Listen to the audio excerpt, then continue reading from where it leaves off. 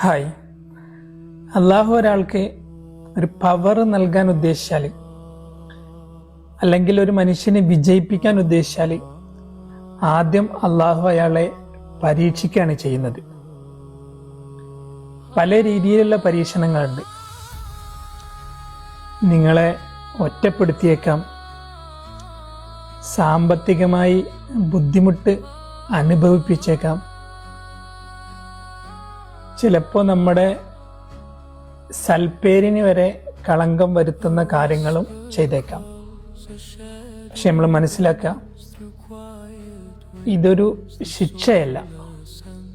ഈ രീതിയിലാണ് ചാമ്പ്യൻസിനെ ഉണ്ടാക്കുന്നത്. അള്ളാഹു നമ്മളെ പരീക്ഷിക്കുന്നത് നമുക്കൊരു പാഠം നൽകാൻ വേണ്ടിയിട്ടാണ്. നമ്മളെ വേദനിപ്പിക്കുന്നത് നമ്മുടെ ശത്രു ആയതുകൊണ്ടല്ല, നമ്മുടെ ഒരു ടീച്ചർ ആയതുകൊണ്ടാണ്. നമ്മളെ പഠിപ്പിക്കുകയാണ്. നമ്മൾ സ്വപ്നം കാണുന്ന ഒരു ജീവിതത്തിനായി നമ്മളെ പാകപ്പെടുത്തുകയാണ് ചെയ്യുന്നത്.